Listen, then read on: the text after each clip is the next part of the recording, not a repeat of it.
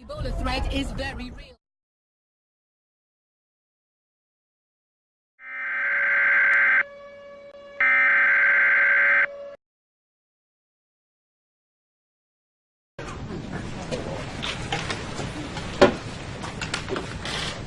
Good afternoon, everybody. Please be seated.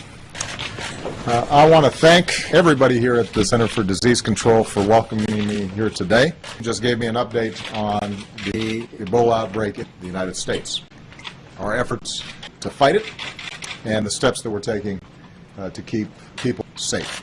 And here at headquarters, they've got hundreds of professionals who are working tirelessly on this issue. This is the largest response in the history of the CDC, the United States, and it's a responsibility that we embrace, and to mobilize the world in ways that only America can do. First and foremost, I want the American people to know that our experts here at the CDC and across our government agree that the chances of an Ebola outbreak here in the United States are extreme. We've been taking the necessary precaution to increase screening at airports.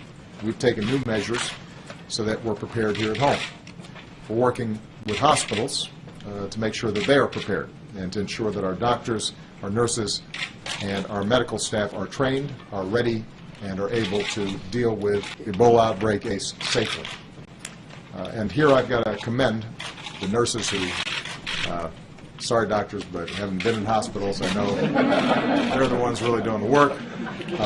And I had a chance to thank them for their extraordinary efforts in helping to provide care for the first Americans who recently contracted the disease.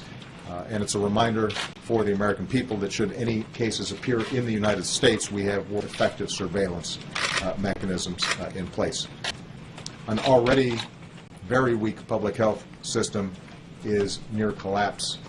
Patients are being turned away, and people are literally dying in the streets. Now, here's the hard truth. The United States, Ebola is now an epidemic of the likes that we have not seen before. It's spiraling out of control. It is getting worse. It's spreading faster and exponentially. Today, thousands of people are infected. That number could rapidly grow to tens of thousands. And if the outbreak is not stopped now, we could be looking at hundreds of thousands of people infected, with profound political and economic and security implications for all of us. So this is an epidemic that is not just a threat to regional security, it's a potential threat to global security. If these countries break down, if their economies break down, if people panic, that has profound effects on all of us, even if we are not directly contracting the disease. And that's why 2 months ago, I directed my team to make this a national security priority. And we've devoted significant resources in support of our strategy with 4 goals in mind. Number 1, to control the outbreak.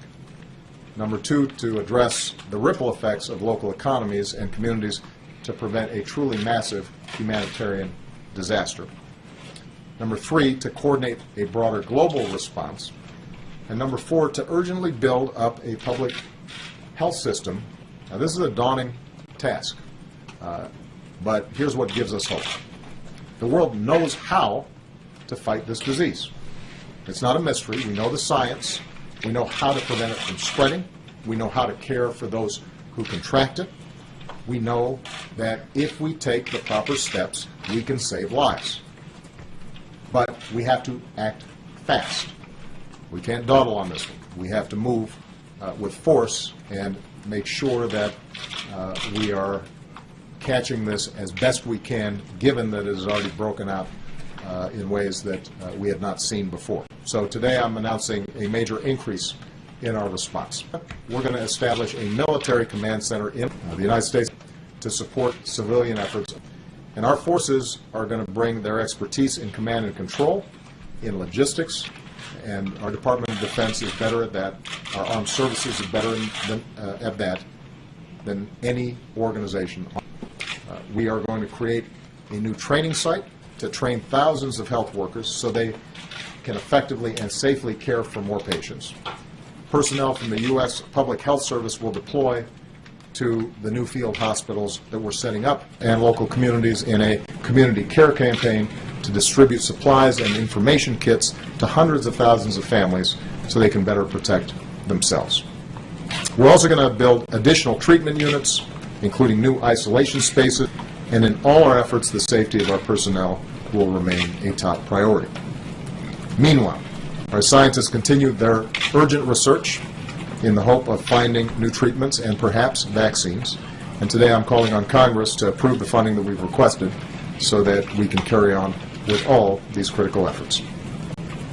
Today the United States is doing even more, but this is a global threat and it demands a truly global response. More nations need to contribute experienced personnel, supplies, and funding that's needed, and they need to deliver on what they pledge quickly. And they can make a big difference. And so we're not restricting these efforts to governmental organizations in order to maximize the impact of our response. And then, at the White House, we're going to bring more nations together to strengthen our global health security so that we can better prevent, detect, and respond to future outbreaks before they become epidemics. We determined that this has to be a top priority. This was before the Ebola outbreak. We anticipated the fact that in many of these countries with a weak public health system, if we don't have more effective surveillance, more effective facilities on the ground, and are not helping poor countries in developing their ability to catch these things quickly, that there was at least the potential of seeing these kinds of outbreaks. And sadly, we now see that our predictions were correct. Let me just close by saying this. The scenes that we're witnessing in the United States today are absolutely gut-wrenching. In one account over the weekend, we read about a family. The disease had already killed the father.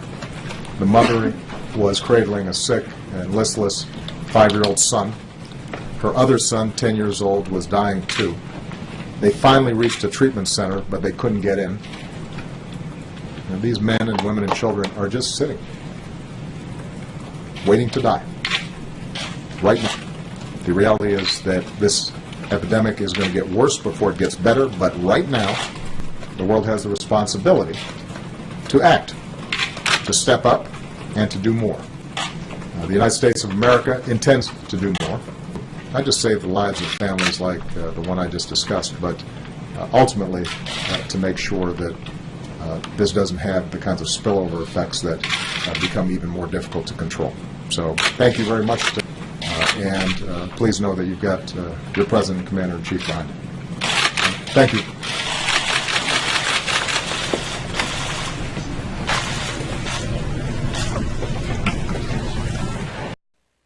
At this time, WMTV now concludes its broadcast day and permanently ceases analog transmissions.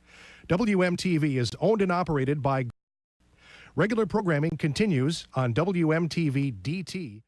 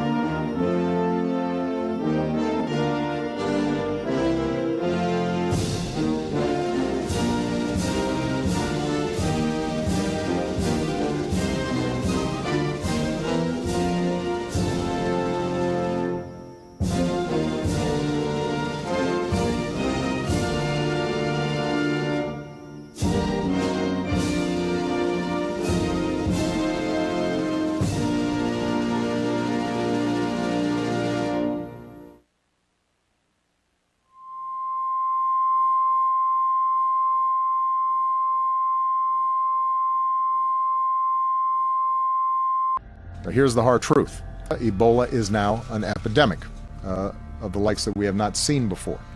It's spiraling out of control. It is getting worse. It's spreading faster and exponentially.